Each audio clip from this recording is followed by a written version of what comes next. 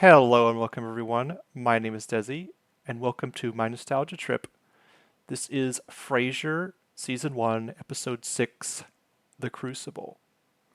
And it starts, as usual, with Frasier taking calls, and this time no one is calling in, so he decides, in order to motivate them to call in, to start singing That's Amore in a very terrible, terrible musical voice, which immediately causes the call switch lights to come on.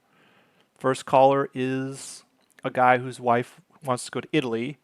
And of course, Frasier, being affluent, has been to Italy many times and starts reminiscing about how beautiful it is.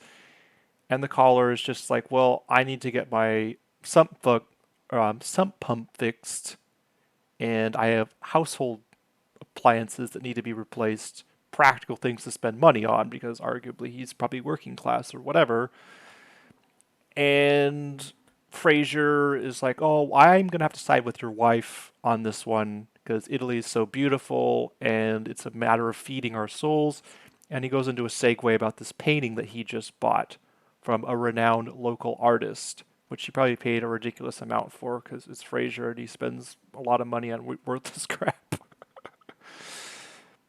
And he is basically saying how he's uplifted by the beauty of this photo and that the caller should go to Italy with his wife. And this caller's unconvinced because this caller's a practical person, wants to save money, doesn't want to dip in, doesn't want to dip into his savings.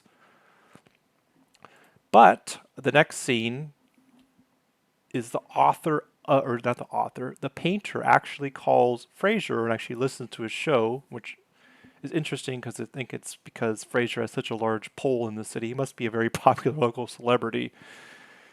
And Frasier ends up setting up an impromptu cocktail party, or a soiree I should call it, to have this artist come and look at the painting he's purchased that was her work. And he's flattered that she is a fan of his show. And a surprising amount of people show up to this. There's a caterer, there's live music, and there's probably 50 or 60 people in Frasier's apartment. And I chose this caption or this picture because you have Miles looking longingly at Daphne, and Daphne herself telling like a rather inappropriate story for the setting about like death and the afterlife and stuff like that, and it's kind of crude. And she's holding on to Martin's couch, which has duct tape and stuff all over it. And it's kind of like a metaphor that Daphne and the couch both don't belong here in this setting, I guess. I just thought it was an interesting bit of film right here with her next to the couch. And another funny thing is Eddie comes and starts eating the hors d'oeuvres, which are behind Daphne, and that causes a whole new fuss.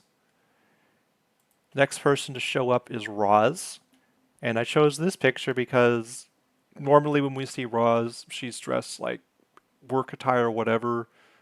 She just cleans up really well, and I just want y'all to admire how pretty Roz is, how pretty the actress is, and that's all.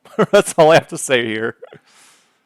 So the artist herself shows up next, and she's dressed eccentrically, and she turns out to be really arrogant and snooty, like Frasier is, Niles are kind of. And the reason why she wears that poncho sort of thing is so that she doesn't have to shake people's hands because she doesn't like touching people and she thinks she's above or whatever. But yes, a very eccentrically dressed woman. And Frasier makes this big show about this painting that's supposed to be the artist's, and he goes on for probably at least a minute of screen time. And meanwhile, the scene before, Martin was showing somebody old case files, which was a murder scene, and Frasier was embarrassed by it. And he kind of gets his comeuppance here because the artist goes up to the painting and says, "This isn't mine. I never saw this in my entire life." And Frasier is just utterly humiliated. In this scene specifically, Martin leans in, kind of whispers him to him, says, I thought I was going to embarrass you, and you thought I was going to embarrass you." And this is a really good, funny line by Martin because Frasier's so worried about Martin embarrassing when he just bought the freaking counterfeit painting.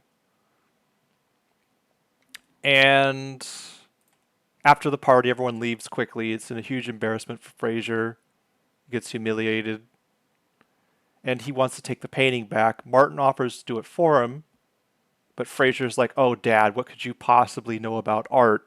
And Martin just looks at him and says, "Apparently as much as you do," and just kicks his recliner back, which is just savage. This is like the second time Martin's just dropped these one-liners on Frasier, so it's pretty funny. And the next scene, Frasier goes to, oops, I just skipped forward too much.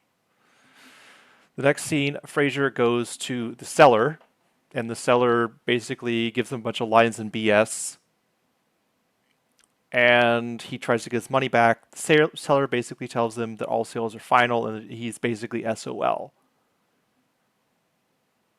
And in this picture, the seller's just still like trying to be like, "Oh, this is such an amazing painting," and Frasier's just in the background like, "I hate my life. You're so full of crap." And Frasier wants justice. He wants his money back, but the guy says all sales are final, and you're basically SOL. And Frasier is just livid about this whole situation. So he goes back, tries to get a lawyer, but realizes hiring a lawyer is going to be worth more than the painting actually is. So that's not going to work. And he's rambling on about justice, just being really salty, not really showing any humility because that's completely foreign to him. And he calls the police. And Martin, since he's an ex-cop, tells him to talk to the fine arts forgery department, which causes the cops on the phone to laugh. Martin gets on the phone with him, tells me, "Yeah, I'm just trying to teach my son humility." And Martin's like, "These cops have better things to do, like murders to solve and problems to deal with that are real, and they don't have time to deal with your crap. You got screwed, just suck it up." And again, Martin is just being savage by pranking his son again. This is the third time that Martin has kind of just clowned on Frasier.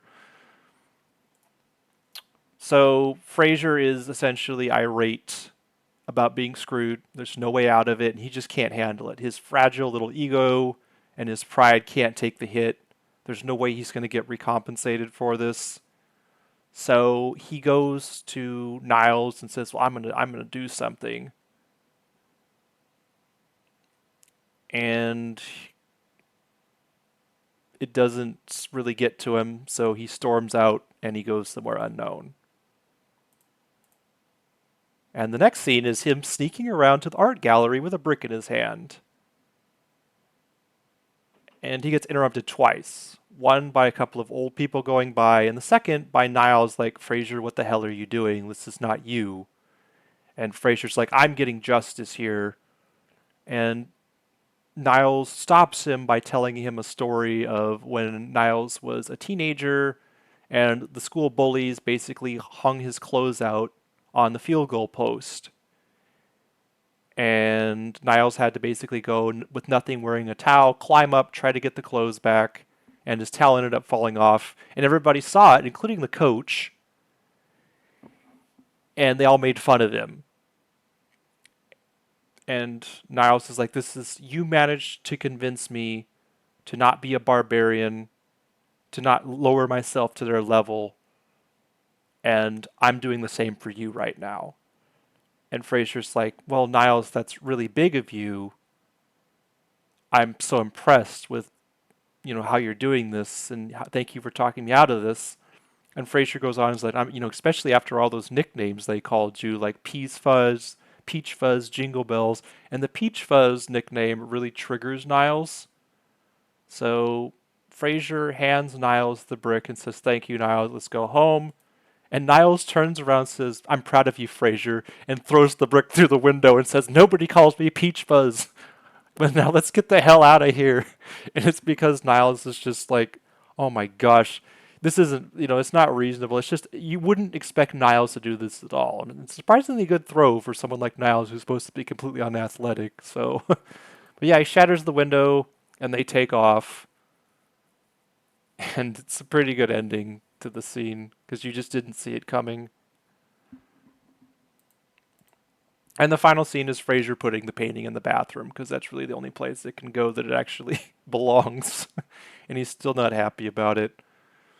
But yeah, this was a good episode. Not my favorite by any means. Not a lot of plot progression, more of just Frasier being salty about being screwed over. I think my favorite parts were definitely Niles throwing the brick through the window because you just didn't see it coming. And Niles isn't perfect. Niles is often the voice of reason, but here he just like the coach actually called me Peach Fuzz. Like I have to live with these names. Where's the justice in that? And so his way of justice was throwing the brick through the window because of the unfair world that they lived in. And yeah, other favorite part was Martin just roasting and clowning on Frasier. That was pretty good. But anyway, 10 minutes. I'm cutting them down. I know some people have said I talk too much in these, and I've got some other comments too. So I'm trying to cut them back, have it be more of a summary and less of me pontificating. But thank you all for watching, and I will see you in the next one. Peace.